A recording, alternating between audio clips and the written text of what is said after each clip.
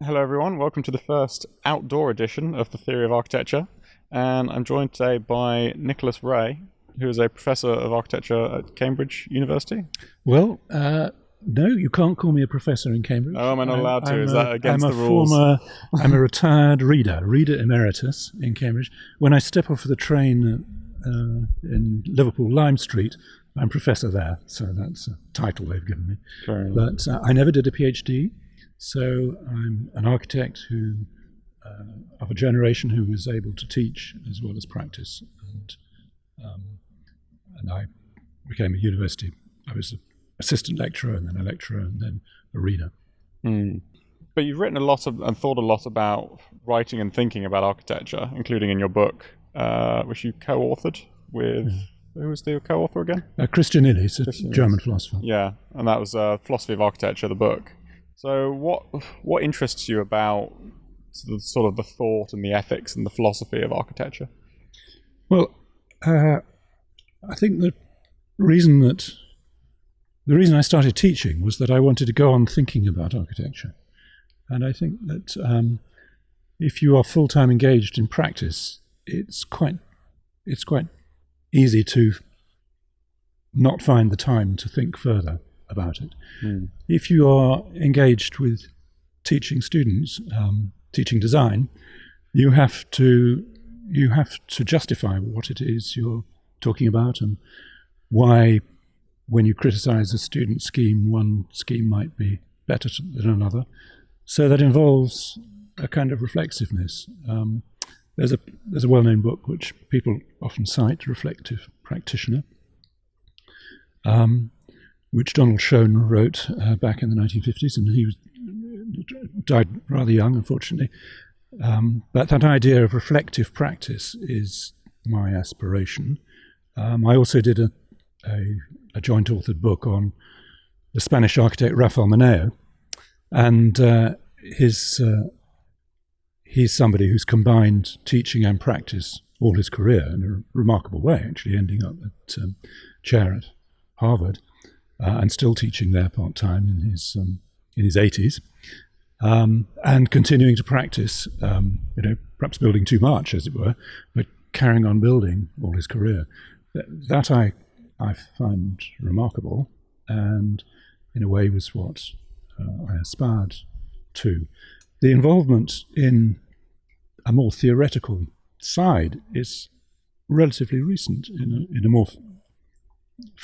a fuller capacity, because when I was teaching studio, although, as I say, you had to justify what you were doing and so on, if I was lecturing, it was on construction or sometimes building case studies, and it was only when I went abroad, which is one of the privileges of a Cambridge ticket. If you're a lecturer in Cambridge, you get invited to a conference or to address somebody. And I was invited once or twice to things, and I went and had to talk about things which I then used, as it were, more. I dug into history and theory in a way that I didn't in lecturing. But the other thing in Cambridge is there are small group supervisions. There's what Oxford are called tutorials, in Cambridge supervision, small group teaching. And I always I directed studies for students in my own college, Jesus College, and every generation, the first year, I always taught the first year and introduced them to architecture. So that you had to you asked them to read Vitruvius, Alberti, or go and look at some buildings and we'll talk about them and so on, using Cambridge as a resource for discussion about what architecture was. So that involved me in that kind of activity. But the reason I became more fully engaged was a bit of an accident. I heard a Reith lecturer, Honora O'Neill. She was the principal of Newnham College at the time, and she gave a set of lectures called A Question of Trust, which was about the breakdown of trust in the idea of the professional, the dispassionate professional. Very, very good series. And she used the police force or education or public health or many of those things as examples of the way that are broken down.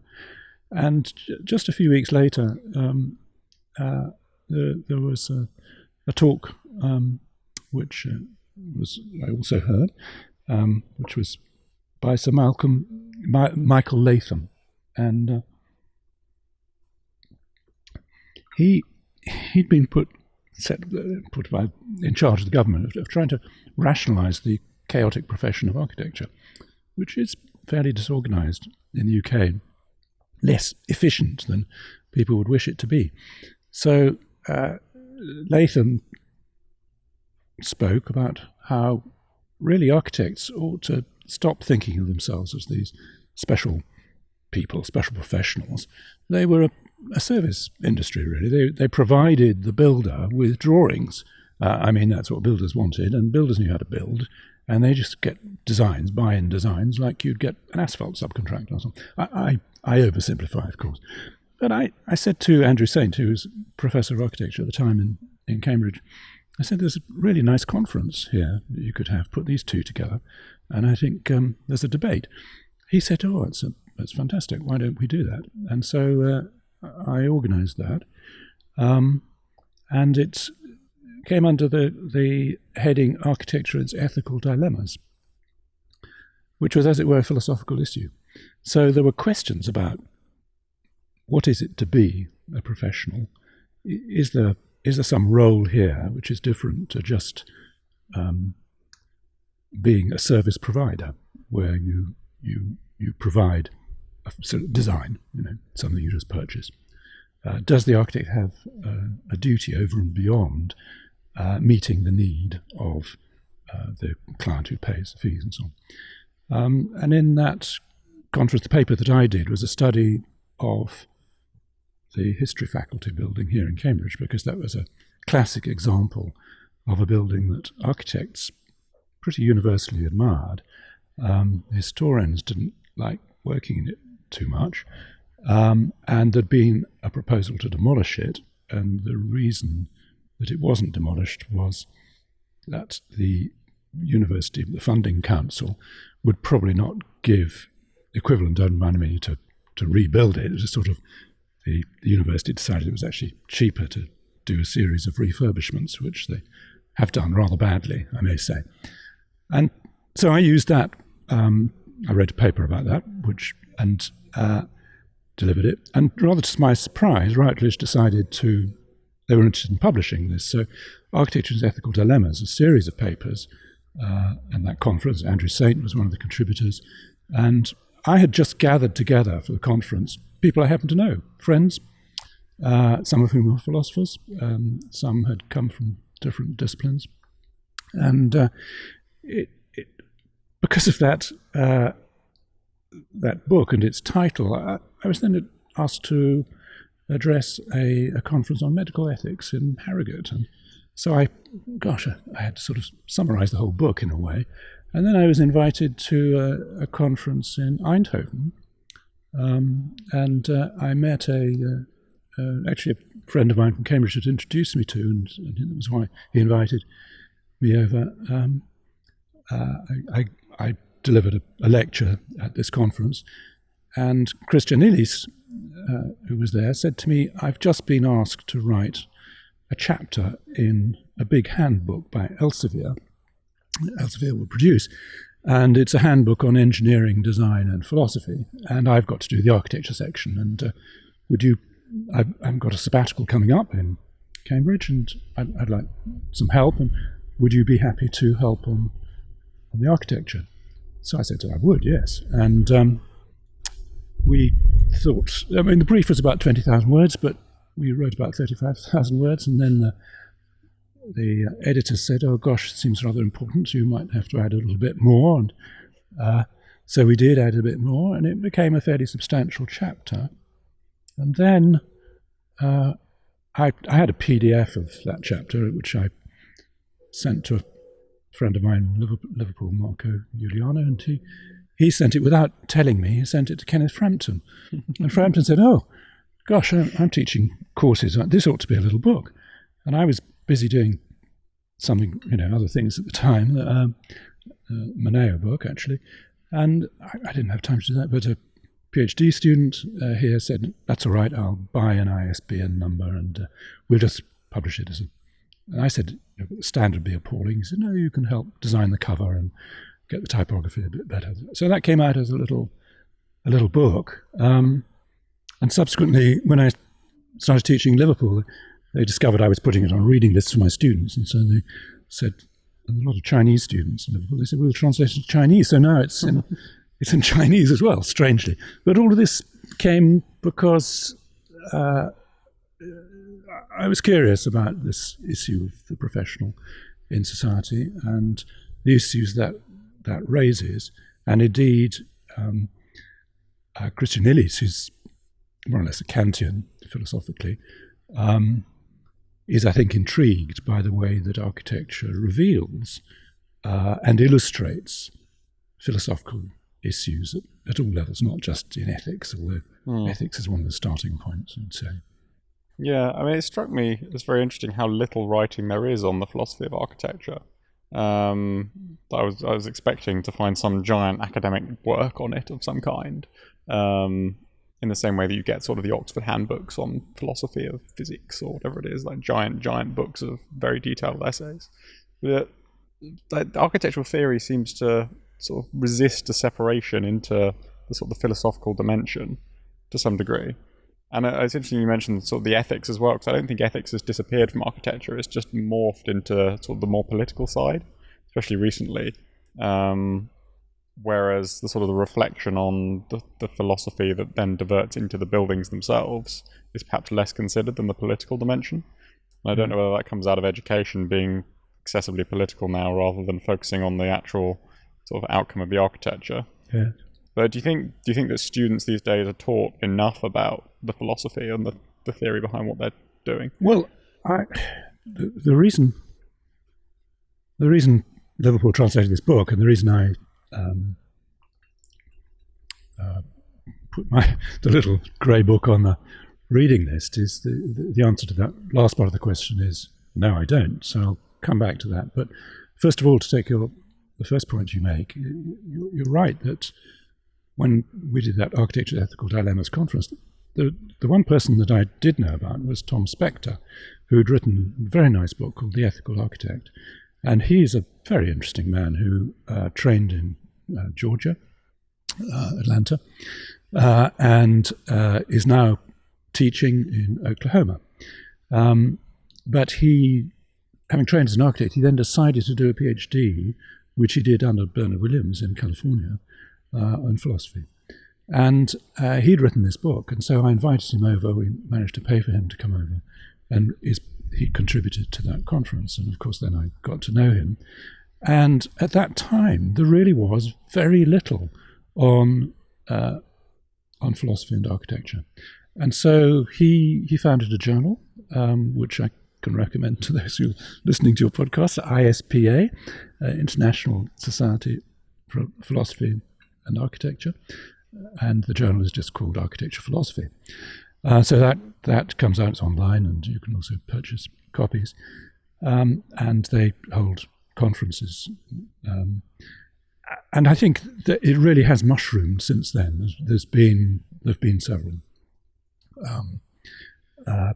books on the subject, and there are, I think, medical ethics, because of, obviously has a longer history, but architectural ethics as part of that activity is surely an important part of what we should be talking about. But going on to the more general point, I would say that there is a problem in that actually architects are fed a kind of philosophy, although it's not acknowledged in their studio teaching often. So if you produce a design, I would say most design theory is, as it were, Platonic. The suggestion is, by your studio teachers, probably say, well, what's your idea? They say, what's the idea? And you tell us the idea of what you're trying to achieve, and then we can talk about the means by which you achieve it. And if a student's presenting the scheme, probably that's what you'd say in the crit. You'd say, look, tell us your idea, and then tell us how you'll set about it, and then we can help you. So that implies that there's a sort of idea out there which you first of all begin to draw in a way you conceive of in the bath or whatever. Then you draw it, and then you get in a more detailed final form, and it's nicely produced, and people can talk about your idea and criticize it. And then if it becomes a building, goes on, you describe it with plans and specifications, builder quantities and so on. Then the builder realizes your idea. And that is essentially a kind of notion that out there's this idea of a building, and then it's realized, more or less adequately, and people might be a little bit disappointed in its result or whatever, but that's because it didn't quite reach my ideal. And actually many architects hold that. I would say probably most architects hold that. That sounds like a very adequate theory of design. There's an interesting book by a man called Richard Hill, again a contributor to the Architecture's Ethical Dilemmas. I do recommend that book as well, but unfortunately horribly expensive. Tends to be in libraries. Most architecture books are horribly expensive. Yes, no, it's not the philosophy of architecture book. No, cheap. very affordable. Very cheap, Highly and recommend the it. Chinese edition too, very cheap. Anyway, but Richard Hill wrote a book called Designs and Their Consequences, in which he said, this is an alternative theory of what design is. He said, no, hold on. That's not what architecture is really. I mean, he said people are sort of intending things, but architecture is more like a sort of theatrical process. If you go to Hamlet, the Hamlet you go to is that performance is the work that you then criticize. That you go to this theatre performance, you are moved by it or whatever. The performance is in front of you, and that process by which, with the actors, the multiple people involved in the process, that's what makes a work of architecture. So you go to see Falling Water, what you're seeing is a result of a process of a set of, of course there were intentions in some way, but that's what architecture is. And that's as it were, a nominalist position. It's a minority position perhaps, but that's an alternative. But it's not.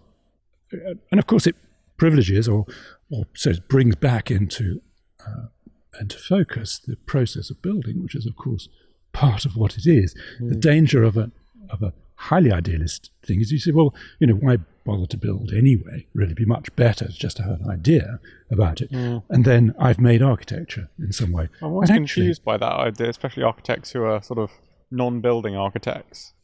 I can't remember who said it, but someone said there's many ways of being an architect, and I do accept that. But the idea of just doing drawings and sort of conceptual projects and never actually realizing any buildings seems somewhat, alien, and like you're not really completing the whole of what should be the medium of your discipline, really. No, for me that is the case. Temperamentally, there have been and are, interesting critics of architecture, people like Colin Rowe or something like that. They tried to dabble in designing buildings. They were no good at it at all. They're brilliant as critics, very perceptive, and there are people of that kind. I think architects can learn from them, but the theorists that you would be interested in are really those who also try and do it as well. So that's why Venturi is interesting. I think his buildings not as good as his influence in or the effect he had in reopening a whole series of discussions by his writing and thinking. And so people are not necessarily as good at each, but actually that kind of theoretical thinking is very different. The other reason, going back to the earlier point you make about philosophy in relation to the schools, I think there's another way in which it gets involved, and that is the whole issue of as it were, a phenomenological approach, which broadly is post-Heideggerian and has had a big influence in schools. And one of the reasons that I was interested in writing the little book with Christian Illies was, it's quite a lot about Heidegger there. And as with all philosophers, there are really interesting perceptions, and then there are big dangers. So Heidegger, was an immensely self-assured person. He believed that, between Socrates and himself, everybody got it completely wrong. It was really the pre-Socratics who had it right. He's the person who has really had the kind of understanding of the deep problem of being and so on. And this is fascinating and interesting to philosophers, and Sein and Zeit is an absolute key book. They all read that. Philosophers on the whole don't read the post-war essays so much, but of course those are very seductive for architects because of the way he talks about building dwelling thinking and so on. But as with all philosophical positions, there are dangers, and I think you shouldn't just deliver that to students as a solution. And you can see why it was, because often the background of a student would be maths, physics, chemistry, say a little bit of art, because that's school teacher says, oh, you'll need maths, that architecture must be some sort of discipline like engineering. You definitely need physics, or maybe you need further maths. It's a requirement. Many schools of architecture have a requirement. And these people arrive, and then they're suddenly asked to have some ideas, and not just to solve problems. Yeah. It's not a problem. In fact, architecture seems to be, about problem setting as much as problem solving. So suddenly this is very difficult. How can they understand? So you give them Bachelor to read or whatever, and then they read a bit of Heidegger, and they think, oh wow, there's a whole poetic world out here that must be fundamental, and so on. But Heidegger was part of a big tradition. I mean, he's writing and thinking about the architects of the past, although he might be critical of them.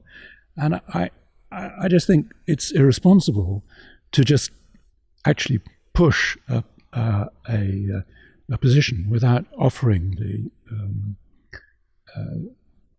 some nuance or some background to it. And I think that's a particularly British problem.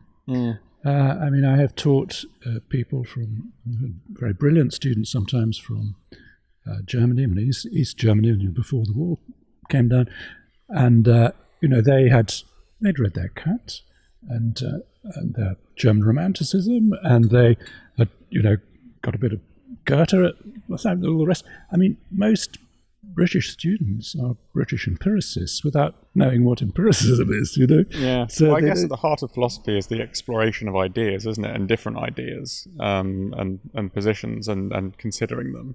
And like you say, there's no, as far as I can tell, no exploration in different directions and examining different positions and different ways of approaching architecture. Like you say, there's sort of just one assumed position, which isn't even recognized because no one really knows what it is. Or no one recognises it or sees it in themselves. That's just pushed rather than saying, maybe we could do it this way, maybe we could do it that way. Like, what's the justifications behind these different approaches? Yes. I mean, I think there are different ways of doing that. I know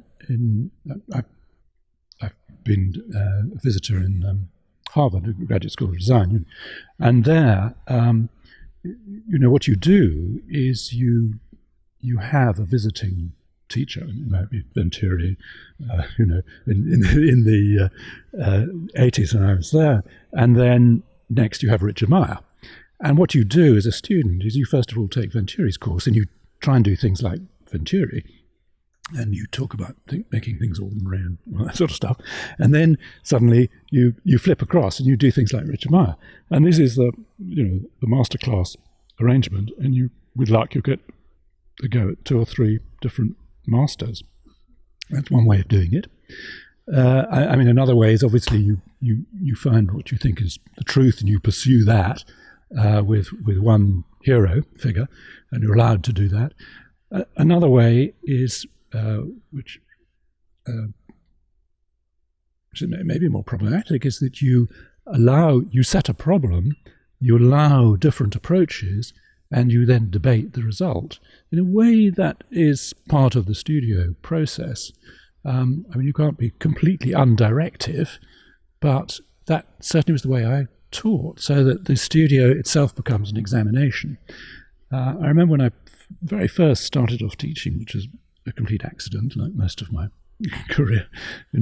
I'd done a bit of part-time teaching, and I so disapproved in Cambridge, and only just come to live here, and I did a few crits, and then somebody said, "Well, I do a bit of part-time." I did some part-time teaching. Lionel March, who was teaching here, and I so disapproved of the way the teaching went that I wrote to the professor of architecture and said, "I never wish to have anything to do with this department again. These are the ways that you are approaching architecture." I thought it was very limited, and he said, "Oh well, if you really feel so strongly, you should apply for an assistant lectureship. Maybe you should do that."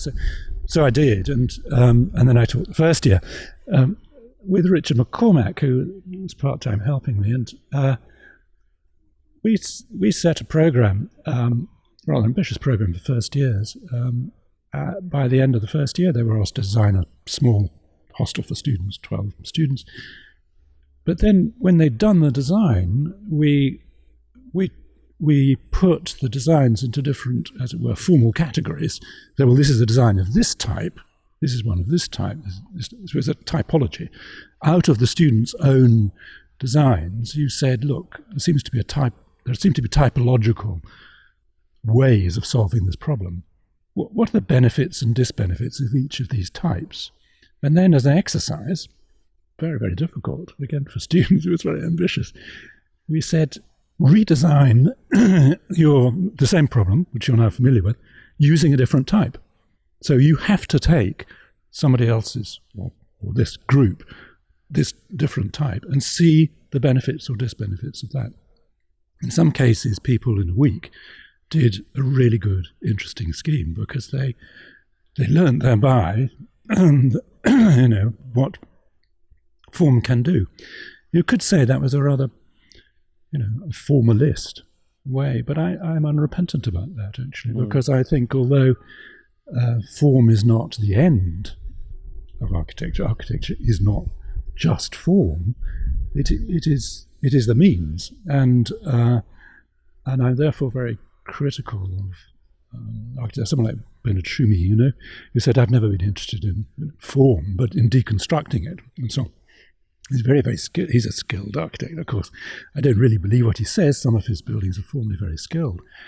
But actually, the Acropolis building, when I went to see that, I thought, actually, I wish you had been a little bit more interested in form in itself, because the building in its context is, it's a bit like a bus station or something. It's got these cinematic moments and reflections, and there's a very interesting, the inversion. Really fascinating. But formally, not very good. Not a very good contribution to the city in its context. So, but then there you are. That's as being a critic. I think I really believe that not all architects can do all things. I have architects I really admire, but every architect you really admire, you find things that you can't take. So, who do you think because we've got all these so-called architects who are apparently like the leading people in the profession, but the buildings they produce tend to be sort of large public buildings occasionally.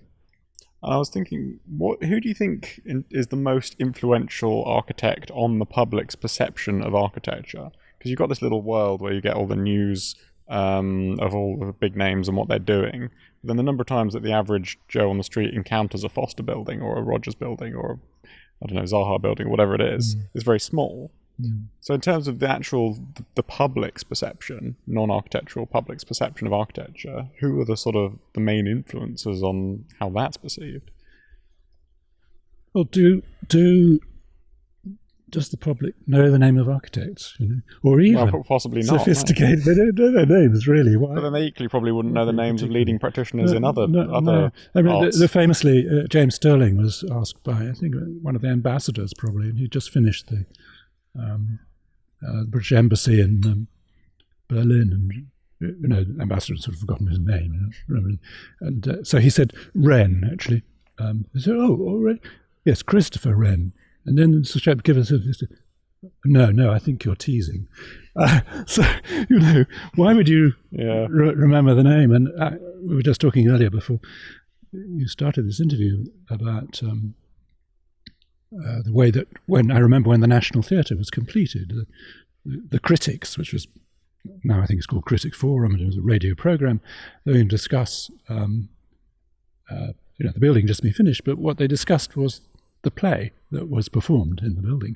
So we are a literary nation, really, I think, who've never privileged architecture very much. And then occasionally, I mean, Vanbragh's famous quotation about Hawksmoor, what would Monsieur Colbert have done with such a man? I mean, Hawksmoor, very talented architect. What are the opportunities? 6 churches, some country houses, sometimes under Vanbragh's, the opportunity to project never realised here in King's because he didn't have the right political connection. The opportunities for architects in the UK, it's not a country which historically has valued architecture very much, and certainly a matter of knowing their names would be curious. So people would perhaps know that they mix them up. Foster or Rogers are sort of interchangeable, and of course they are rather different architects. Well, they're probably more likely to know the name of the major house builders, aren't they? Their influence on that's a Berkeley Homes development. That's yes, or Kevin MacLeod, the man who does the program on grand designs.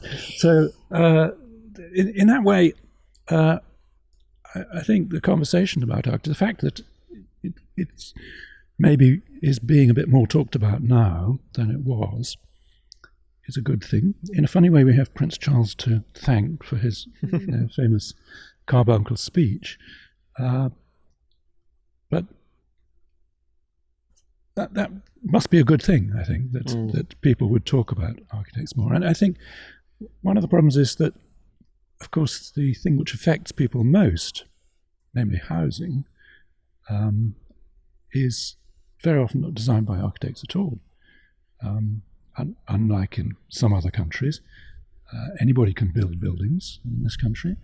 They of any scale or type, but they don't have to call themselves an architect. They do call themselves an architect, of course. The trickle of prosecutions. Well, I've encountered various emotional reactions to the idea of protection of function for architects. Some people are incredibly in favour, others are massively against it. Yes. So what's your sort of perspective on whether that would be a good idea or not? Well, there's an irony that the title is protected and not the function. I mean, if you're, I see one of your previous interviews, you talked about Uber.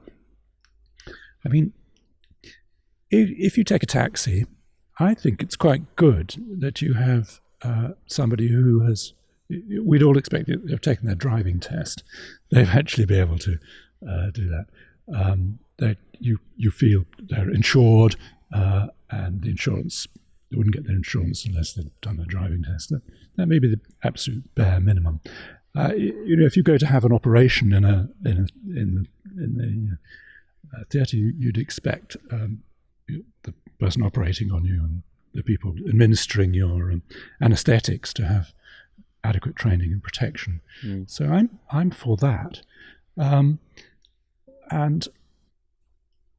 that on the whole is only insured by the insurance. You can't get insurance, and people would perhaps think twice before getting hold of somebody who was uninsurable to build themselves a house. So that's the level of protection. I think that's strange, really. I think that's strange. So, of course, there's no one right answer. If you have the case where buildings over a certain value or whatever have to be designed by an architect, you will get people who will sell their signatures. But I think that there is an issue. There is an issue of regulation. I mean, that would take on to. Let's take another case. Let's take building regulations and their enforcement or making sure that you comply. When it was a closed shop, there was a real downside. I experienced it as an architect, and many architects, particularly female architects, experienced it, really, because you got these usually male building inspectors who could make fun of the young, recently qualified architect. And they would show they didn't know their building regulations adequately. How dare they produce and they weren't going to get any help from these people. They would just refuse to give them the building regs. This was an appalling way. Of course, was that the council completely public run, or was that a mixture? Because these people could turn themselves into little bureaucrats whose principal enjoyment was in refusing.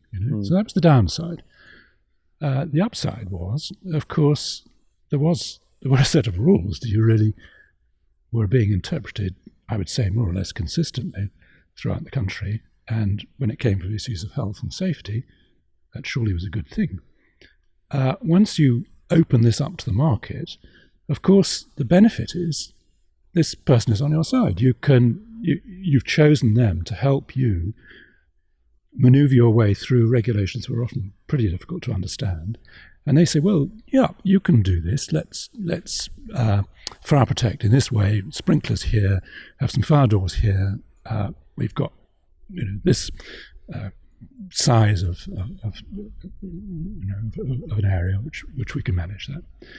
But of course, they're also open to fee competition, and the danger, I think, is that you can get a certification of materials or ways of working, and perhaps a lack of inspection. I mean, clerks of works, who used to be very prevalent, not so often now, and people behaving less than professionally, less than dispassionately, because they are simply market-driven.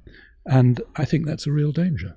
So we are always in this process, and this verges on politics, of course, but we negotiate between, Kant talks about this, philosophers do talk about it. What as individuals are we prepared to give up by the way of freedom in order to be truly free? This is the paradox, in order to be able to live the good life, you have to be able to say, I will be prevented from doing certain things. That would include, planning, doing things which are, dreadful to my neighbour, even if I believe I'm a genius and I want to build my this masterpiece. This would insult, people's. This is not something that I can simply decide for myself. Yeah, it is. You're right. It is definitely a paradox. And going back to the general sort of public appreciation of architecture, especially around, you mentioned Prince Charles. They've with the government's Building Beautiful Commission, and now increasing. I think they're publishing national design guides now, or encouraging local authorities to produce design guides. Do you think that the state has a bigger role in, I don't know, nudging the quality of architecture up through the use of regulation or design guides, whether they're advisory or compulsory? And if so, what are the philosophical dilemmas, I guess, around that? Well, there are plenty. Let me describe again from my experience the pluses and minuses. I mean, in the post-war period, when a phenomenal amount of building got built, it was an extraordinary achievement after the war. It was the finances of that were manipulated centrally, and the control was central. And then you gradually got that, actually fairly rapidly over a period of time, changed. So the big local authorities, the architects that went on to found their own practices, Hull, Killick, Partridge, and Amerson, they came out of the LCC. They'd worked on Roehampton, and off they went and started building their own buildings. And on the whole, that freed them from the bureaucracy. In a way, the bureaucracy fought back. If you were a local authority and you were building houses, there was a high-rise subsidy, because the bureaucracies take a long time to change. The Prince thought this was the way to do it. You were supposed to build with high technology and high-rise buildings, because, of course, the post-war, the CM dogma and so on had infiltrated and become the orthodoxy. And then when that was really shown not to work, and architects were wanting to build, then, well, in that case, we will have a subsidy for those who are using prefabrication rather than traditional buildings.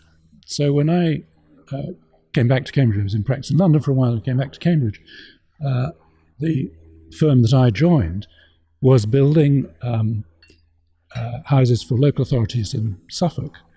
And unless that local authority built more than 50% of its housing using rationalised prefabricated systems, they wouldn't get their grant. So they built 51% of their housing, and it was built, basically it was timber frame with concrete cross walls, and pretty disastrously, actually. They've nearly all had to be majorly refurbished. There's a differential movement and so on. The practice I joined built the 49% of rather boring traditional buildings, but that was the control. What's more, government wanted to control the plans. So because, as it were, lost the control of housing design, there were metric house shells. And of course, architects can design plans pretty well. If you had a particular site, you could see that as the buildings approached the corner of the field in Suffolk, you wanted to manipulate them a bit. But unless you could show this somehow fitted within the metric house shell, they weren't going to get their grant. So even though it was the trad bill. So that was mad, of course. These things were crazy. But on the other hand, once you let rip, look at what happened to housing standards in terms of space. This was appalling. So, to swing the other way and to say, well, anybody can do what they want, let's reduce the ceiling heights. That's one of the things that happened. Let's reduce the space standards. Let's get people living in as small a space as the market will allow. Of course, people will build down. So our standards of space have become lower than anywhere else in Europe. I'm in the present context, I'm trying to be a little bit optimistic and see the basic office block, about 18 metres deep, naturally ventilated, not the air-conditioned office block, as possible to convert for housing. Because the ceiling, unlike multi-story car parks, which the ceiling heights aren't right, ceiling heights are adequate. They'll be quite generous. You'd get back the storage space, which Parker Morris standards, when the housing standards used to exist. That storage and all the spaces for the prams and the things that people need in housing, all of which speculative builders say, well, people are still going to buy the house. There's no cupboards left in it. There's no space for doing any of the things which the standards used to provide. So I'm afraid I'm in a middle position here. I think you don't just, and the same thing happened with CABE. When the coalition came along, they abandoned that I think perhaps because they didn't realise it was the inheritor of the Royal Fine Art Commission. But it came, this is a quango, just get rid of it. But the result is all these little ones spring up all over the country offering different bits of advice. And of course, advice is a good thing. I think advice is fine when it becomes a guidance which tells you, like the metric house shells did, which are the best ways to build. It tells architects that that's pretty strange. So, for instance, again, I think somebody mentioned, I watched your podcast, the Essex Design Guide. I mean, one of the things that said you were not allowed to do subtractive design. What does that mean? Well, what that meant is if you had a pitched roof house, you were adding to it, or if you did a new design with a pitch roof and it had a wing added to it, that wing should be subservient. So the roof would come in below, it'd be look separate. So it looked as if it had been added a few years later or whatever. It tells a sort of story. But subtractive design, that is to say, where a building form is eroded in an interesting way, can be a very good way to design. It can still fit in, it can still be pitched roof, it can still fit into the framework which the guidance was obviously trying to get people to do, and that's fine. But when those things become prohibitions, then it's pretty peculiar, isn't it? And that's the temptation. So controls only need to be controls against the bad. They do not want to be proscriptions against invention. And so that the same thing goes with issues of typology. You mentioned, issue of housing typologies, for instance, discovery of typology. There's a lot to be said for understanding type, for understanding why people did things this way. But that's not to say that new types cannot be invented. Moneo is very, very good on this. One of the most intelligent essays on typology. We reviewed Aldo Rossi's position, because Rossi is a extreme Platonist. He believes in a kind of ideal form, this little pitch roof edicule, which gets reproduced at all scales, from salt cellars through to massive buildings and so on. But as revealed in a few of his statements, actually gratuitous invention, must be prevented. Well, I agree with the gratuitous bit about it, because inventiveness is the key. What architects do is they hypothesize. They say, what if the world was like this? But then it shouldn't be gratuitous, because you then have to test it. You test it ideally not by building it, so people then find it's impossible to live in or work in or whatever, but by many means you test it, and partly by peer review. You say, well, what if we do it this way? You say, hold on, here's the disadvantages. Do the advantages outweigh the disadvantages? This is a rational way to proceed. We proceed by rational means. And so even if you are a Humean skeptic and you say, well, I can't believe in ideals, you certainly believe in that discourse. You say rational discussion of the outcome of my hypotheses must be the solution. So going back to the previous comment about the way in which scientism tends to be refuted by perhaps a retreat into poetics, actually you have to be able to do both. And the Cambridge School, where the inheritance, the school in Cambridge, was a very interesting one in that way, because although it was seen by the next generation as being positivistic and science-based and far too rational, actually it was always, in philosophical terms, Popperian. Karl Popper, the idea of conjectures and refutations, the idea, what if we did things this way, then is this the most efficient and effective way to do them? How can we measure it? So Leslie Martin, for instance, who started the research in Cambridge, and it was in a way the first architectural research rather than just building science research or whatever. It was set up with a series of hypotheses, a series of what-ifs, and in fact they're called speculations in his books. And so you imagine what if. So he had this imagination, for instance, of what if you said that the most important things were, Corbusian, l'espace fait Dieu soleil, people should have green space and so on. What if you were to examine the problem of Manhattan and you said, how can we build more rationally? And he said, if you change the grids of Manhattan, this was in the 60s, you could build no more than 8 stories high, and people could have access to green space, and the space, there would be the streets are full of traffic and rather horrid, but there would be these nice green spaces, and they could be only 8 stories high. Now, this was not a totalitarian prescription where he said you must do this. What he said is, if your criteria were espace fait Dieu soleil, then this would be a rational way of behaving because it's quite efficient. It's a courtyard process. And of course he was portrayed and he was worried, quite interesting. He wrote quite a lot about Jane Jacobs. Jacobs was obviously suggesting a different ideal for a city. It was about complexity and urban life. So the starting point was different. But given his hypotheses, that is to say, the goods are l'espace fait Dieu soleil, then you would not build, in Martin's terms, you didn't build tower blocks. They're very inefficient. So when I've been to China, I try and tell the Chinese this. I say, look, if what you want is high densities and you want to build, I'm afraid most of the east of China is hopeless, but western cities they are rebuilding. There are patterns of building which are actually quite traditional, courtyard patterns, which could achieve pretty high densities without building towers, where people tend to be pretty unhappy.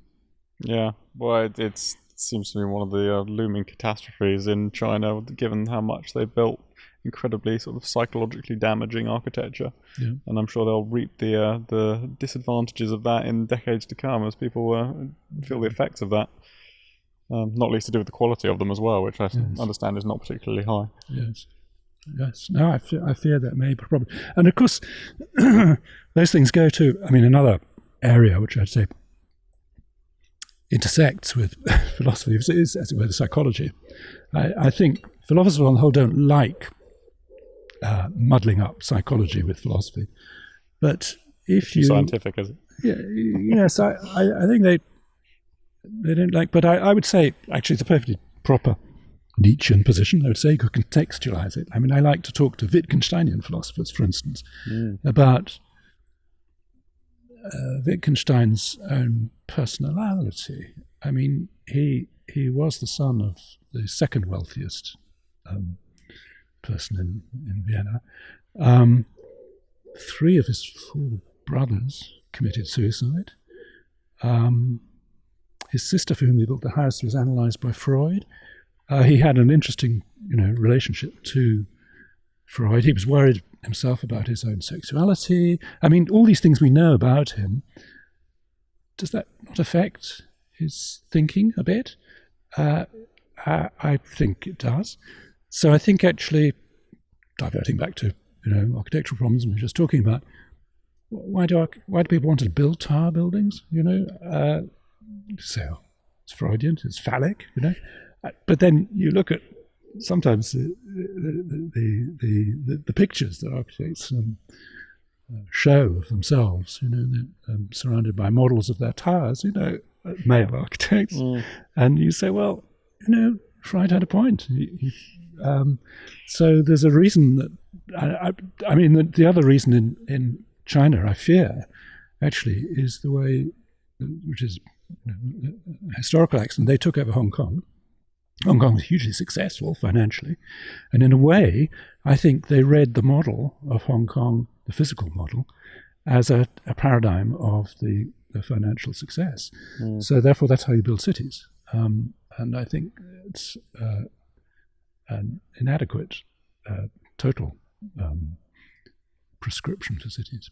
Yeah, it is interesting how you get these 1 or 2 examples like Hong Kong and Singapore that seem to be incredibly successful places, but they are massively high density with incredibly tall buildings.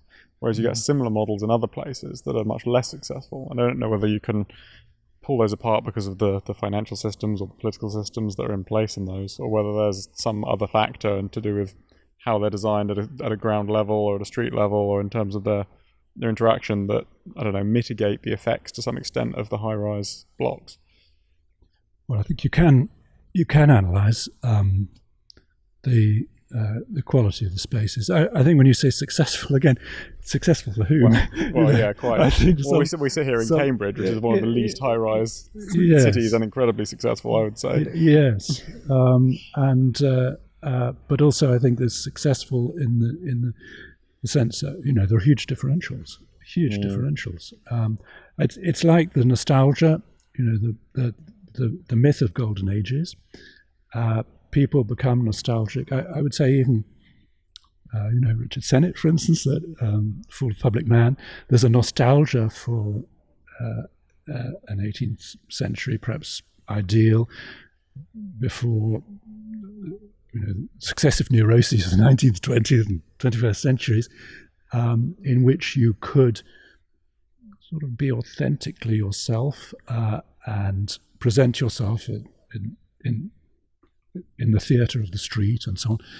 But what proportion of the population were able to do that? A certain, they were the urban people, the new coffee houses and so on. But a lot of people were living in really terrible conditions. And of course, the 19th century exacerbated that as well. The amazing productivity of the Industrial Revolution led to terrible housing conditions and so on. So the ambition to make a good life for a larger proportion of the population entails a certain, a certain carefulness when one talks about success in a general sense. But going back to the point, there are ways of measuring that. I mean, I think in urban design, people like Jan Geld and so on have certainly put their finger on that. In housing, which is something people often quite naturally focus on. There's a very nice little book by a man called Harley Sherlock, which I always recommend to students, called Cities Are Good for Us. I don't know if you know that. Sherlock was an architect, Andrews Sherlock partnership, built a lot, but thought quite a lot about housing and density. And he illustrates London terrace houses, that convertibility, which obviously he involved in. But the argument is about a kind of good life that is relatively dense and preserves, the countryside as the country, which you can go and enjoy, and you then live relatively densely. And of course, there's an alternative view which says, well, no, you distribute, it's a sort of broadacre city ideal, and there are others who hold that. And arguing between those two, you have these, which is again what makes it, it's not philosophical or reflexive. You have to actually start weighing up the balances for that, and is the relatively low density semi-D, or even lower, 12 to the acre, which of course Barry Parker. Well, having visited Canberra relatively recently, I can attest to the strangeness and dysfunctionality of incredibly low density cities. Yes, I think for a European, to visit that, or even the suburbs of big city, Atlanta or whatever you go to, this place, acres and acres of bungalows, and Australia, and the same thing. I feel acutely uncomfortable in that kind of space.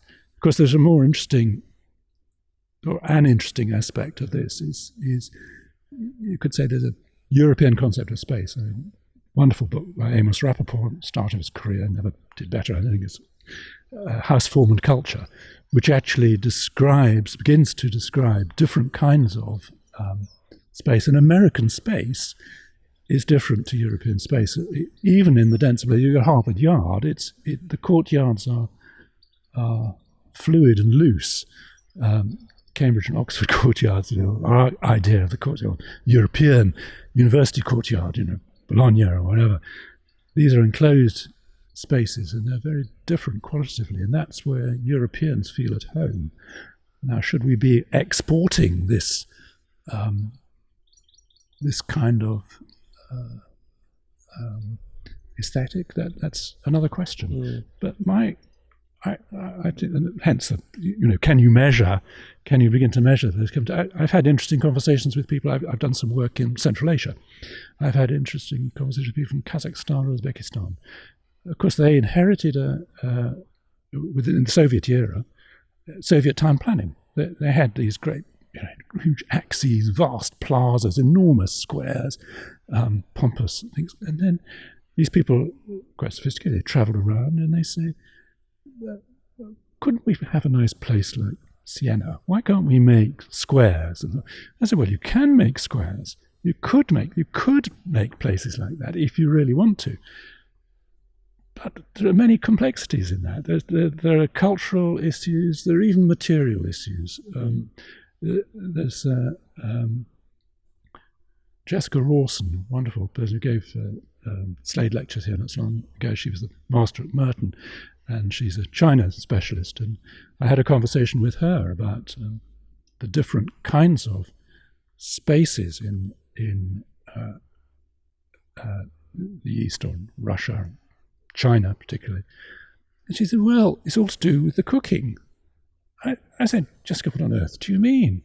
She said, well, out on the steppe, Russia and China, you boiled, you didn't roast. The food was rice and so on. If you look at the food, you look at the way they're eating, you didn't need to build brick ovens. So when you made houses, you built them with straw, wood, and so on. You reserved stone and brick, masonry, for fortifications. And you go to China, that's how it is. The funeral monuments, the fortifications, the walls, but the traditional housing is not built of masonry, and that's earthquakes as well. Japan is also the case. If you do that, then you're not roasting. You don't build with bricks. If you don't build with bricks and burn bricks like they do all over Europe and in Siena, then you don't build a campo in Siena.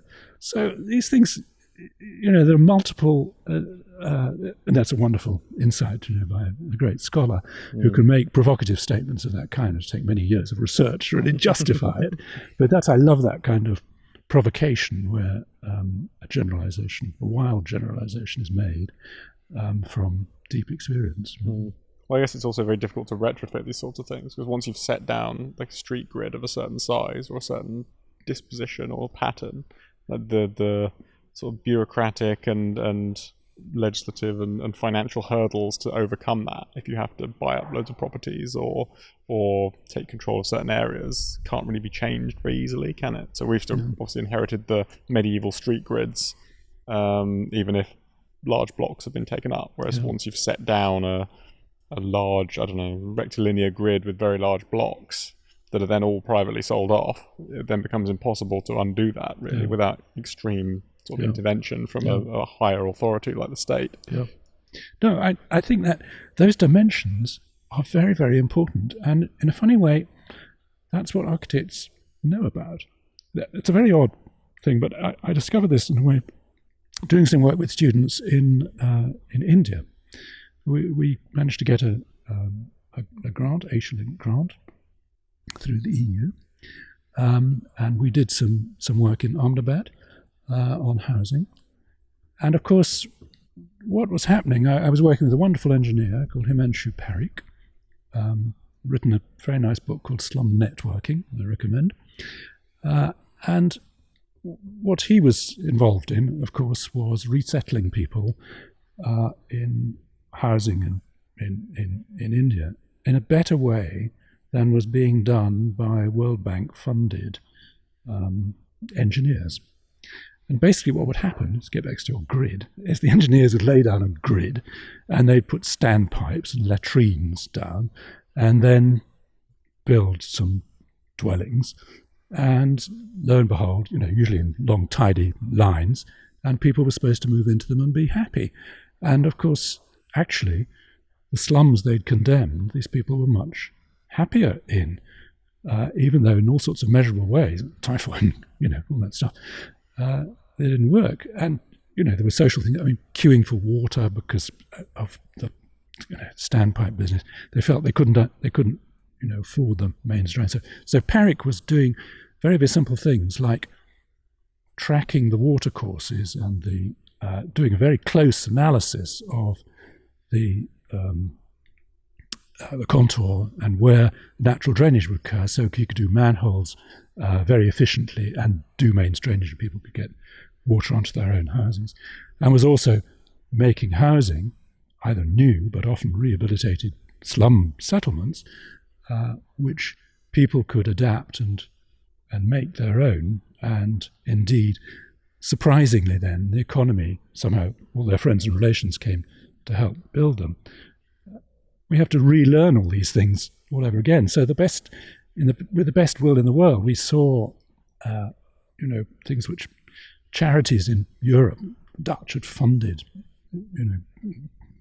beautiful institutes to help education. But actually, people wouldn't have time for education if they spent all their time, especially women wouldn't, spend all their time queuing for water. So actually, his point was, if you can solve the water problem, sanitation and fresh water, more or less the other things will look after themselves. And the last thing you want to do is put down housing in a pattern which is wrong. And actually, I ran this course. We did a whole lot of work in advance, obviously, before going to India. And the students were overawed by people who knew all about drainage and how to do that, including sustainable drainage systems and everything else. And in a way, it made it very humbling. Also, what can we contribute? The answer is you can contribute dimension. You should be able to understand sizes of things because that's what you consider that meditation, as it were, on size is what you are engaged in as an architect if you're drawing a bit of paper, or even more difficult for me, anyway, on a computer, to find the right size, the right distance for things. And actually, in housing, that's terribly important. So this grid that you're talking about, it is laid down, for, I don't know, the cheapest drainage system or whatever, might not be right at all for people.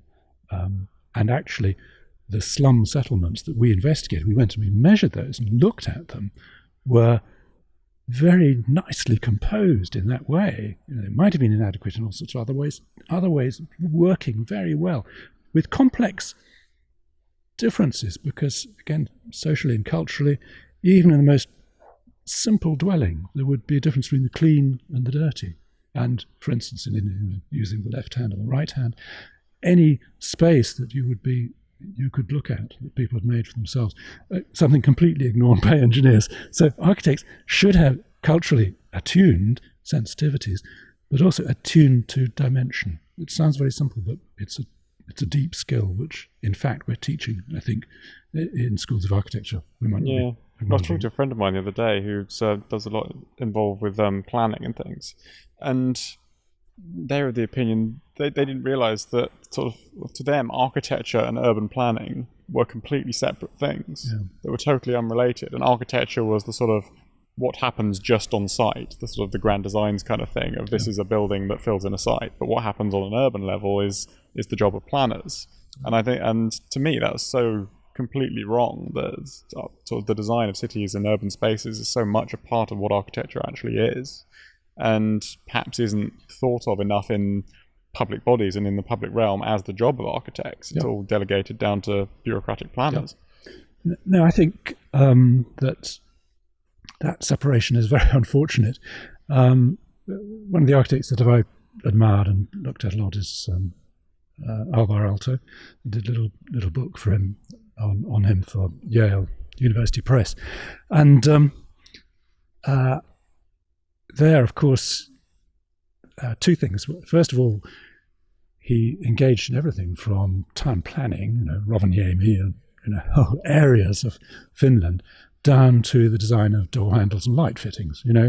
Architecture was something which embraced all scales, and I think that can be the case, and really architects should be able to think on all scales. But the second thing about Aalto's buildings, and certainly one of the perceptions, one of the reactions to modernism, which thought of buildings too much as objects, was obviously the recovery of the idea of the space that buildings make and the spaces between buildings as positive functions. So Aalto himself, his buildings are never objects. They are buildings themselves, manipulated, the forms are, but they always enclose or suggest or make space. Mostly they're semi-courtyard spaces. There is all the urban buildings have spaces associated with them, and many buildings, of course, have spaces embedded within them, sometimes or whatever it is. Or even something like Finlandia Hall has this vast foyer space, which is like a sort of extraordinary landscape in itself. So his buildings are space makers. And then, of course, there was the whole reaction of Collage City and the looking back at Nolli's plan of Rome and the idea of the spaces that are made by buildings, and the contrast between that and the idea of cities or groups of buildings made by a series of objects that sort of loosely implied a kind of infinite space with objects sitting in it. Of course, both ways of composing are okay. None of these things is new, which is why a knowledge or an understanding or some acquaintance with history is so important for architects, I think, which I could speak at length. So the idea of buildings sort of as objects that are placed is rather Greek. If you look at placing of temples, and they seldom until the Romans come along, they don't align and make squares and courtyards. They are objects within the Temenos area. But so that rediscovery of the way objects could be placed was a rediscovery, and the rediscovery of the way buildings could make spaces, like courtyards that we were talking about earlier, is of course a rediscovery. It's nothing new. It's a reframing of something that was already there, and certainly that's why it's important that architects should be aware of the full repertoire. It sounds like very simple things, but to be aware of that repertoire is I think, a duty for architects. Well, it seems that architectural education focuses disproportionately on the 20th century, and indeed most architects focus disproportionately on the 20th century. And we sit, in terms of the sort of ongoing, theoretical journey throughout history, since the Enlightenment, all the way through the 15th, 16th, 17th, 18th, 19th century. And then we've got this sort of 20th century where everything was done in a very different way. And now we're sort of beyond postmodernism, and we're sort of in this weird unknown of, like, where do you think we're sitting at the moment in theoretical and philosophical terms in architecture? And where do you think where do you think we are going, and where do you think we need to go in the sort of the entirety of the 21st century, I guess? Small question. Oh, yes. Well, what I would say is I think every age, you need to look back retrospectively, we give it a name, and we say, oh, this was the Baroque period, or this was neoclassicism, or this was modernism, or whatever. No, in every age, there are a number of conflicting movements going on. If you were in the 1930s, modernism was pretty peripheral, actually. The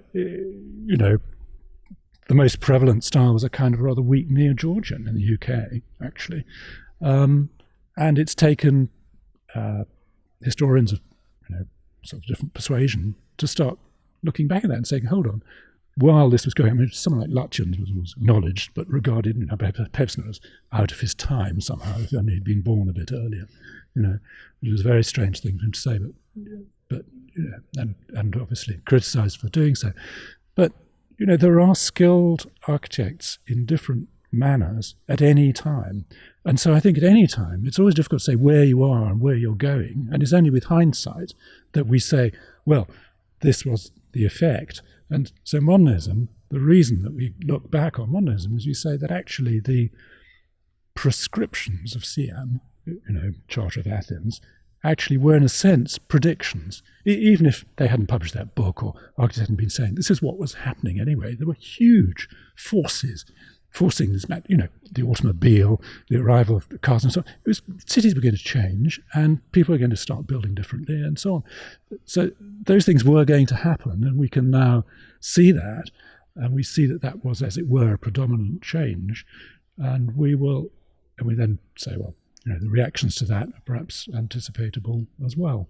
So at any stage, I think, is always confusing. You don't know where things are going and what the future will hold. So, of course, what we can hope for is to find a better balance. That's what I hope for. And obviously, the critical issue for the terrible problem that the younger generations have inherited from my generations and the ones before, the problems are of the global warming, the effect of population, the human population, and what has happened to the natural ecology of the world, which has been sustaining us. And people have been pointing this out for a long time, and we've been doing nothing about it. So we will be forced to do something about it. Whether it will be in time to prevent absolute catastrophe, or just in time, I don't know. The attitude of the UK has always been just in time. That's our default position. We can look at some other nations and countries tended to anticipate a little bit more, but that must be the future condition. Of course, philosophers have been saying, well, does the issue of sustainability or the green or whatever we should be aspiring to, does that then subsume all previous aesthetic or other concerns about architecture. And most people say, well, no, it doesn't, because there are still choices to be made. And when you make choices, that's a complicated issue. It doesn't. You're not choosing just the cheapest or just the greenest. You're going to be saying, yes, but in this case. So one of the inherences for architects is the whole issue of conservation of existing buildings. I mean, that's a really interesting issue. I've just been involved in the refurbishment or refashioning of kitchens in a medieval college in Corpus Christi here in Cambridge. And part of the archaeology, we could discover the menus for what people have been eating. Awful lot of fish.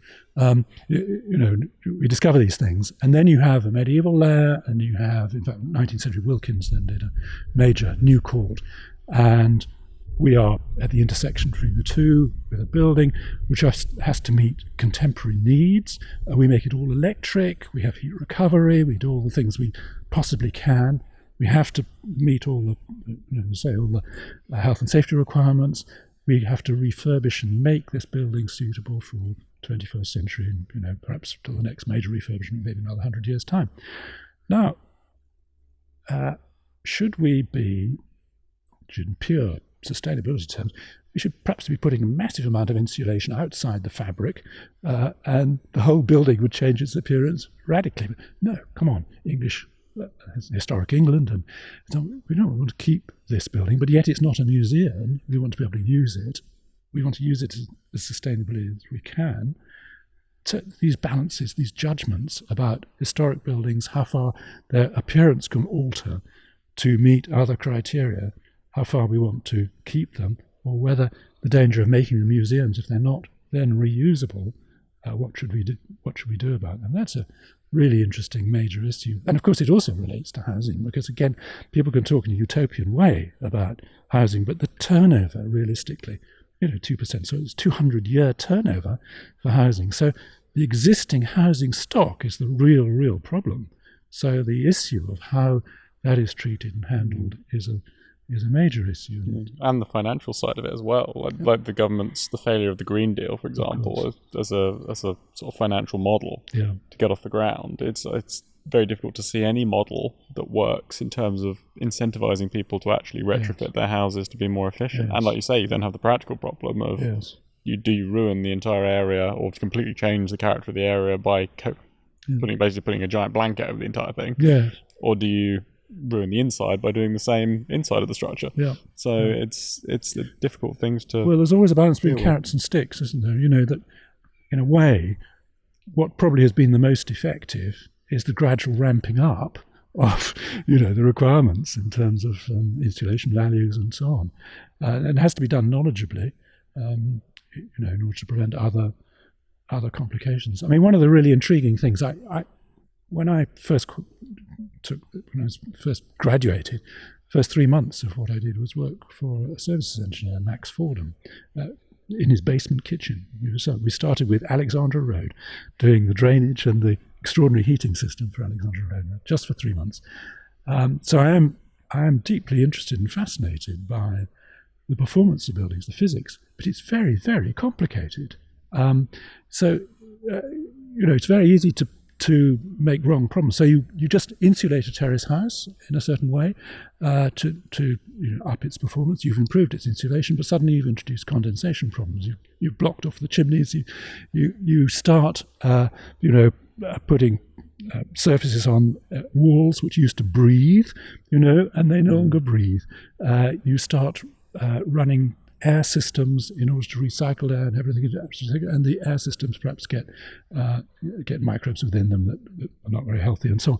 So there's no easy solution to this, which is what in a way makes it, I think, really intriguing for science, or should be, as well as for philosophers. It's not an easy subject, architecture, I think, and also intellectually, I think design is the most fantastic activity. It is the most extraordinary, complicated thing. To make a really good building is more difficult than writing a good book. It really is the most difficult, challenging thing, which makes it quite addictive for some of us. But unlike other fields, you don't have that sort of market mechanism of quick turnover, and because the sort of the value of property is so much related to its location and its size rather than its quality, you don't have that sort of, I don't know, consumer incentive of saying, I'm going to compare these variables on this product and these variables, and I'm going to pick that one because that's the one that's better, or I prefer that one.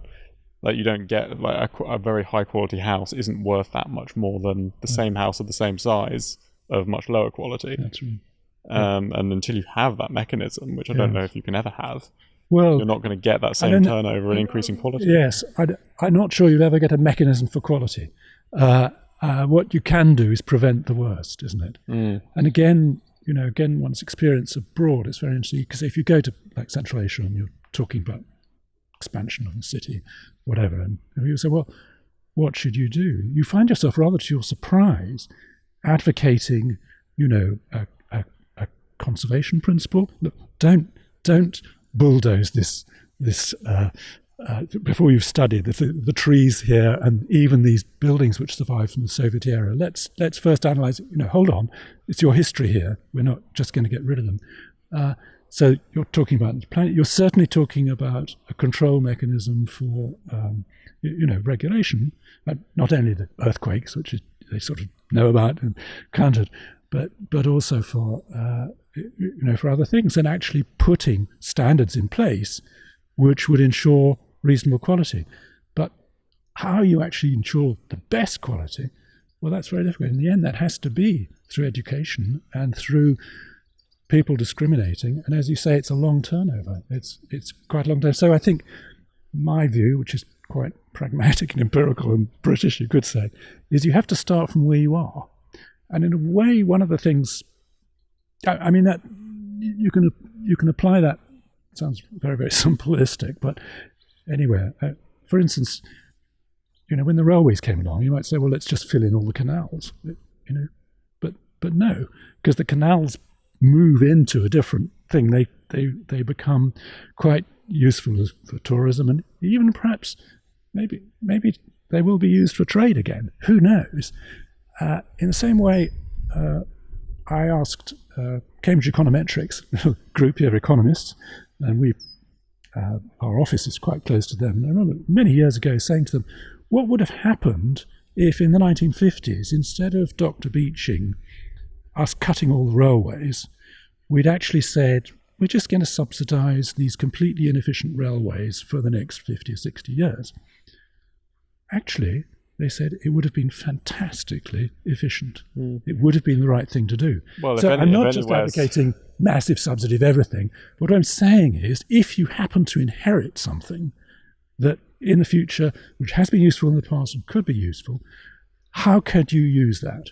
And that, that is one of the things that I think you have to do, because the danger is you just say, well, gosh, that's all past, let's forget it, move on to the next thing. And you then find yourself, so the Oxford to Cambridge Railway, which existed, bits of that been sold off, parts of it have disappeared, and it can be very, very difficult. But now everybody says, oh gosh, we've got to refashion it. Well, you've got to do compulsory purchase in bits and pieces of things that, which was there. It was there. It's hard to know, isn't it? Use. It's hard to know what we're going to need, which things are going to be reusable in 50 years' time or whatever. It's hard to make that judgment. I mean, Cambridge is a great example of reusing the old railway as the busway, isn't it now? And lots of them have obviously been turned into cycle lanes. But yeah, it's I don't know. It's I guess it's very easy to just kind of play devil's advocate. It's easy to sort of look back with hindsight and say that thing should have been kept. But how many other things are there that were gotten rid of that would never have been reused? Yes. And would have remained just. So can you think of well, no, major bits of, I'm trying to think of major bits of sort of infrastructural. I'm not talking about thing, but ways of doing things that so often so if you just take media, along came the film. We say, oh, well, theatre's going to be dead, but no. And then along came TV. Oh, well, that'll kill off the cinema. It goes in the depth. People say, no, actually, there's something about going to the cinema which is a different quality. So ideally, you build on what you have. You have new things which have their advantages and disadvantages. And I hope, for instance, that we were talking a bit earlier about the role of podcasts like this compared to journals. I'm hoping journals won't die, because there's something different about a paper which is written and cross-referenced and available and able to read. It's very different to a conversation. And so you can have a conversation about things, but I think it's different to having a book. And a book is a different physical thing to reading things online. It really is. If you had things only online and suddenly somebody invented a book, you say, what, you mean to say you could have your finger in 2 or 3 places there, look at a bibliography and a footnote and have the text and think, what an amazing machine you've invented. It's an incredible thing. So don't ditch the book because the online podcast and the mobile phone and everything else has arrived. Well, definitely, I think the general consideration of longer timescales in all manners, especially to do with architecture, is incredibly valuable. And I remember Paul Finch made an interesting point about this when I was talking to him. He said that when you put in for a planning application, you should also put in for another application for a different use in 20 years' time or 30 years' time or however long it is, and to build in resilience or convertibility and flexibility into all the buildings so that they can have a different use in a generation's time. I agree. And that should be considered up front when a building is first created. Yes. So I do agree, and that would, like I was just saying about the conversion of office buildings to housing, the conventional, people were poo-pooing the 18-meter deep standard, naturally ventilated office should be convertible for housing. It can be. In fact, I did an office building for Downing College. It was a commercial office building. It's now used for graduate housing. It's converted extremely well for graduate housing. I built for Magdalen College an office building right on the river, quayside, and actually I anticipated that it would need cooling. It shouldn't do, but I thought actually it might do. So we built in a whole lot of louvers, and it had a raised floor. And people said, "Oh, you don't need raised floors anymore." But I persuaded the college. I said, "Look, I think it'd be a good thing." Now people are running some bits of cooling with the pipes going underneath and reusing those louvers. It took 30 years for that to come along, and fortunately it meant that you didn't have vent access or funny things stuck in, so the building still looks the same, but a proportion of the office tenants are using it in a way which built in that was a bit of redundancy. Now, how we were able to do that, it was a little more expensive. The college probably spent 5% more on that commercial office block than an absolutely. So persuading them to do just that little bit extra was worth it. And that's why I quarrel sometimes with the advice you get. You say, RIBA, which is that good architecture need cost no more. And I say to them, actually, good architecture might cost more, but it's worth it. And which is a more difficult thing to say, but it's more truthful. Because even if it didn't cost more, sometimes architects really sweat like mad to get the building budget down, and they do finally get the building built to the lower budget. Maybe, because they had a really ruthless the contractor. The contractor goes bust, the architects didn't make any money, the client finally gets a building which actually, is down to cost, but over the very long term, maybe its maintenance is because they've skimped on some of the specifications. So in the end, good architecture probably does cost a bit more, which is why, Magdalen College was prepared to say, the master at the time was the chairman of the Royal Fine Art Commission, Christopherson, and they say, yeah, okay, we'll spend a bit more to do this because it's going to be worth it. And that will prove to be worth it.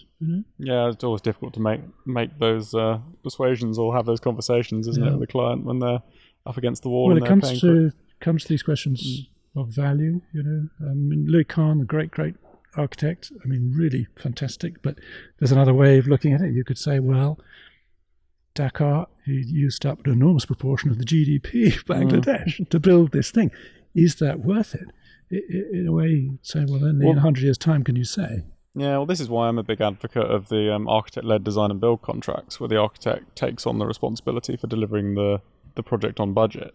Therefore doesn't have to argue with the client for more money all the time, because it's then up to the architect to say, I've got this chunk of money, what can I do with it, basically? Yes. Rather than trying to bleed as much money as they can out of the client constantly, and then fighting with the contractor to do the opposite. Of course, it shifts the ethical responsibility very squarely on the architect, does it not?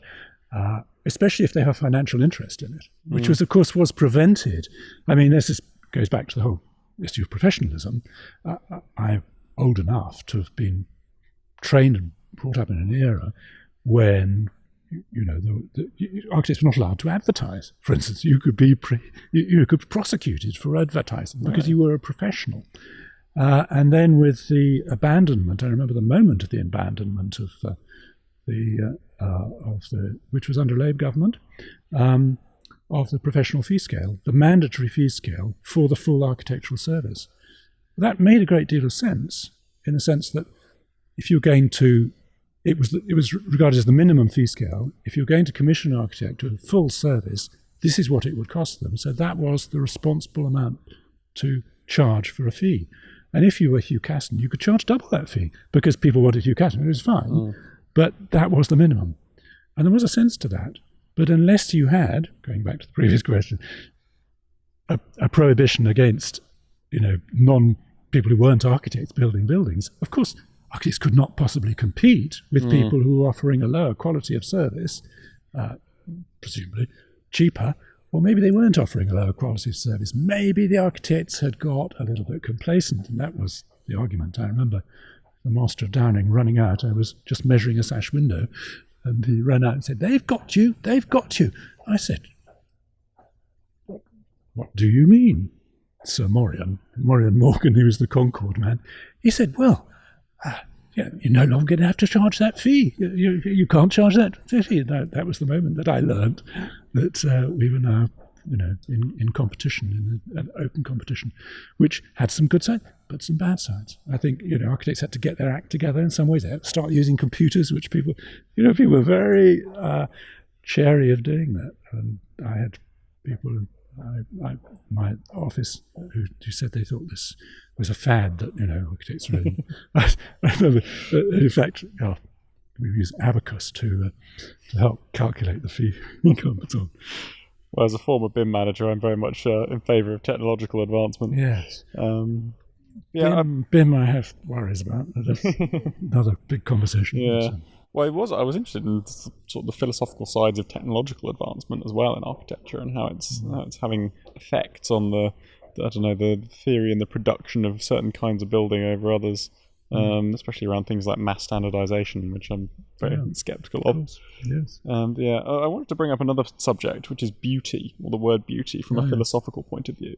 Yes. Because it's always been, or certainly I've always found it to be considered a dirty word in architecture, and it's been sort of reintroduced by the government's efforts to increase the quality of architecture. So where do you think sort of beauty fits in to architecture philosophically and theoretically?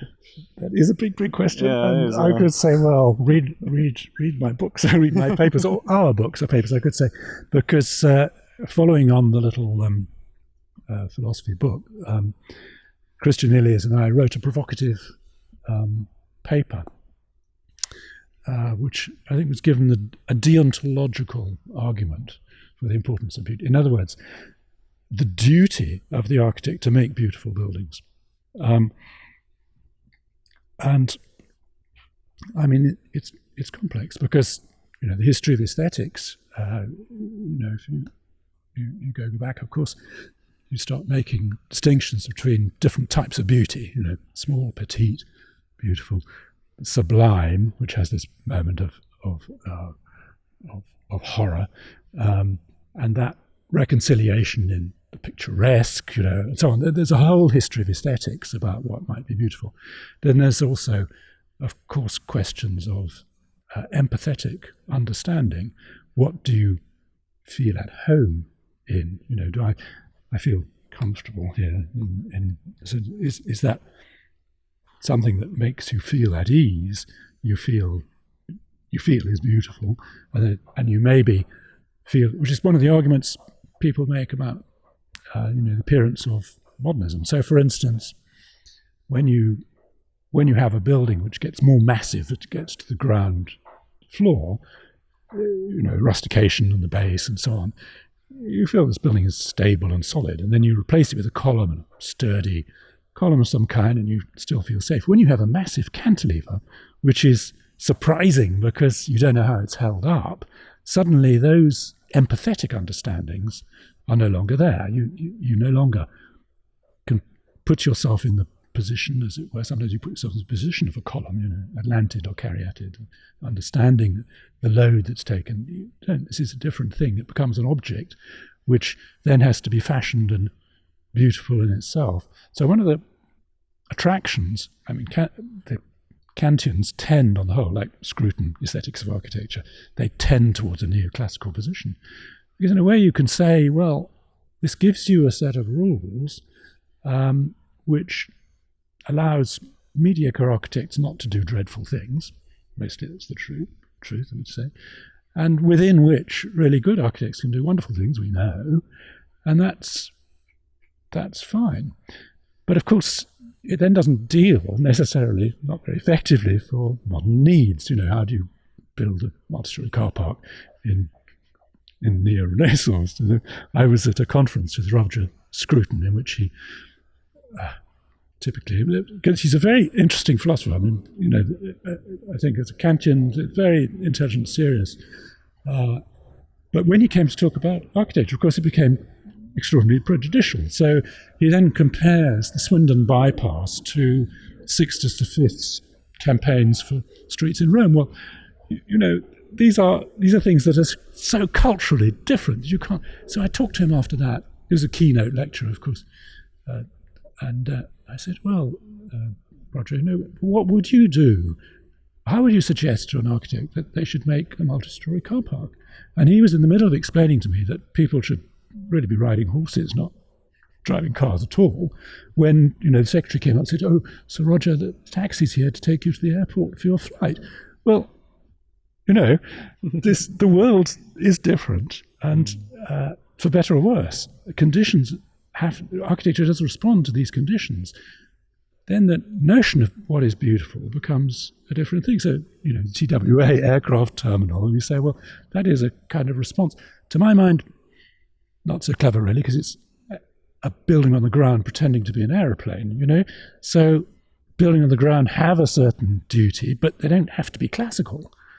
But maybe the strength of the classical tradition is because certain things that it does are quite deeply embedded within our psyche. This becomes, Jungian or something. So, for instance, the fact that columns, until you, shockingly, as Le Corbusier did with the Pilotti, get rid of the bases and the capitals, columns tend to have, beginnings, middles, and ends. That tripartite arrangement is very basic. It's very fundamental. And so, when you look at Alvar Aalto's columns, of course, he reverses. What happens is you tend to have a cladding to the column. It cuts away at the bottom, which articulates the bottom, cuts away again at the top. So that sort of intuitions, which he had, as an example, I just use this as an example. But so I think those questions, which are very complex and deep, can be discussed. So I think that I'm not someone who says beauty is in the eye of the beholder, end of story. I think we do discuss and can discuss what is beautiful and what can be beautiful in these circumstances. And that's a debate which is proper to hold.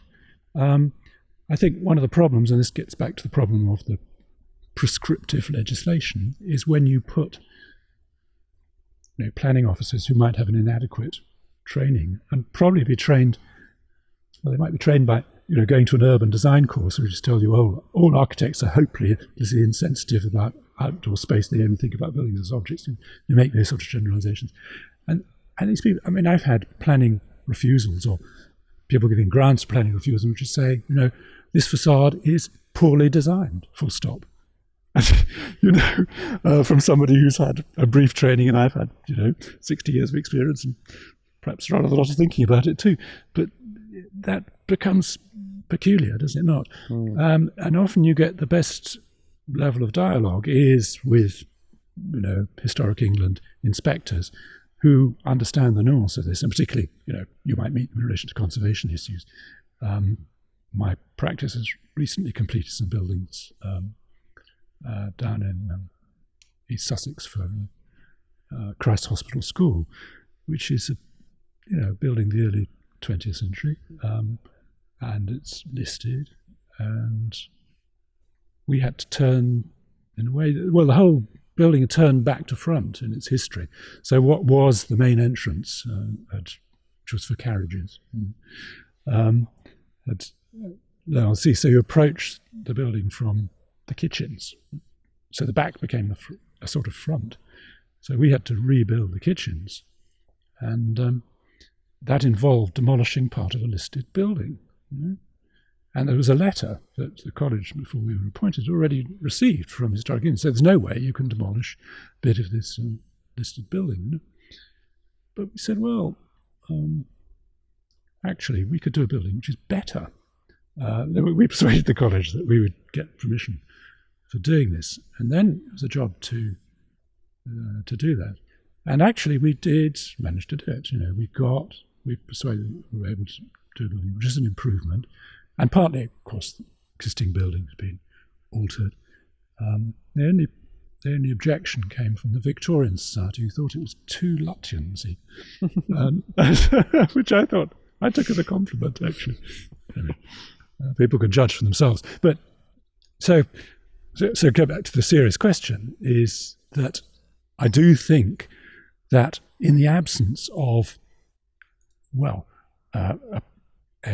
a condition about qualified architects doing buildings, so a lot of buildings are not going to be qualified, you do need to get some design control. You need to have people who are saying, look, hold on, is this beautiful? Or would people think this is beautiful? Or if people don't now think it's beautiful, would they, is there some greater good that is showing, although it's immediately not very popular, is this something that is has an aesthetic merit itself? That is a debate which can be had, and I think it's a debate that people should engage in. We should be. Well, it seems to me one of the biggest problems is there's such a disparity between what most members of the architectural profession consider to be beautiful and what the average member of the public or the average politician or bureaucrat thinks is beautiful. Yeah. And that there's the sort of, I don't know whether that's sort of an indoctrination from architectural education or whether that's just a sort of a manifestation of expertise versus sort of a lay perspective, and which isn't necessarily to invalidate that. It's if anything, it's the obligation of the architect to consider the user more than their own opinion, in my opinion. But you're right. There is I wouldn't say it's indoctrination, but there's the whole School of Architecture system gets you into a subculture. No, undoubtedly. Even if you try to prevent it, actually student designs very, very quickly. Students are drawing interiors of buildings which have, for instance, they never have artificial light fittings or any means by which, half the time they would be illuminated. They don't have furniture, they don't have any objects in them. They're shown very abstractly, and it's not just because of SketchUp, it's even before that, because they are concentrating on form per se, and they are seeing that as beautiful because, in a way, that's what they're struggling to do.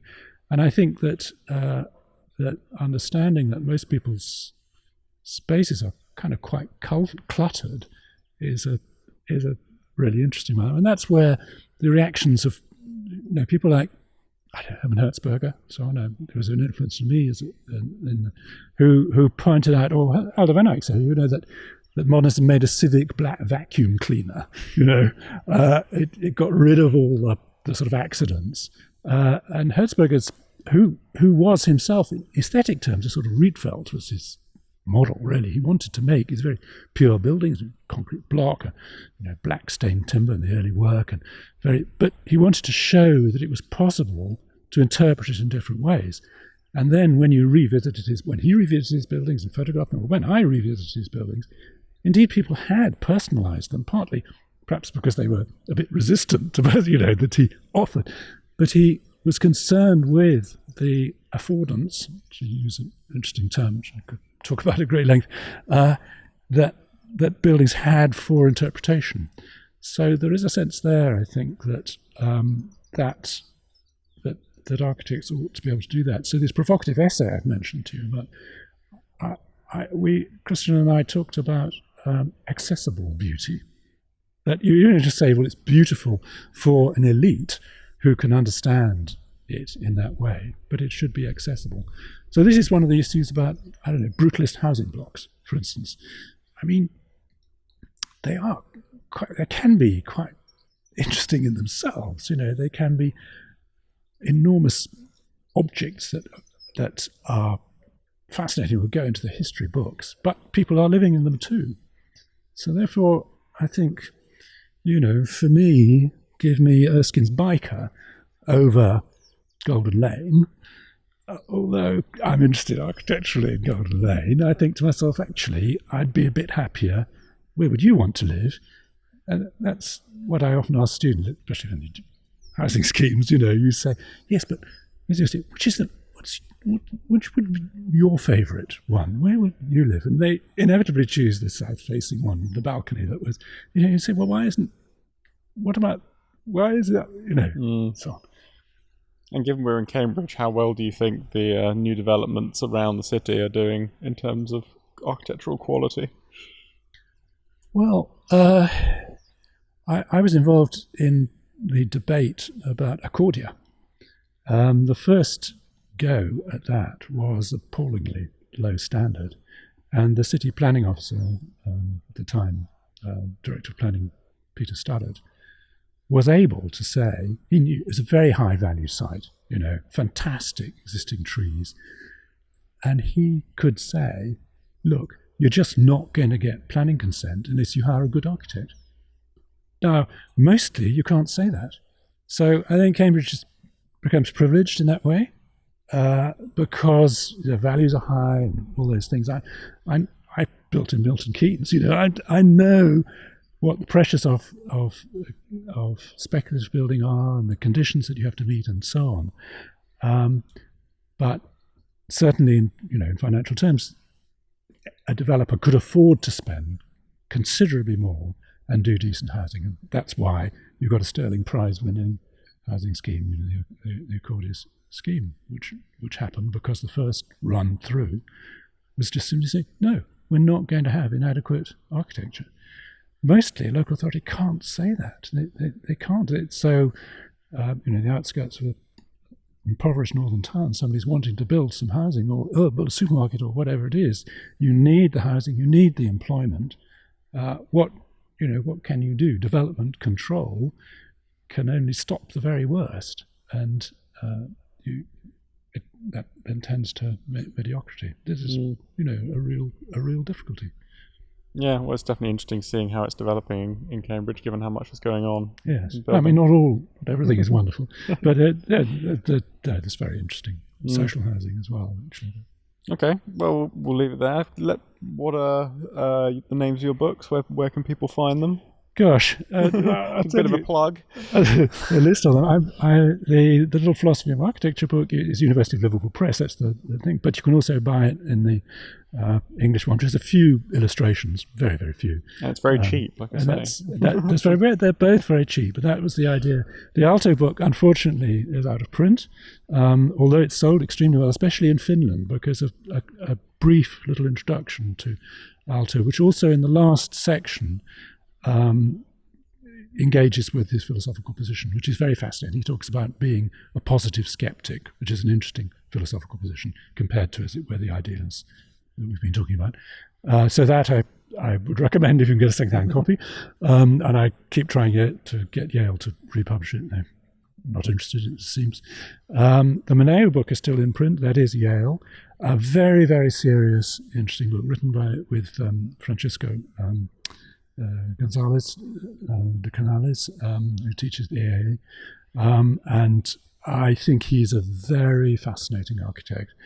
First of all, the work, especially the earlier work, because it's where he was forging his way, Merida and Logroño and so on, real masterpieces, but thoughtfulness then. So there's a lot about his teaching and thinking, which I think is as it were, quasi-philosophical.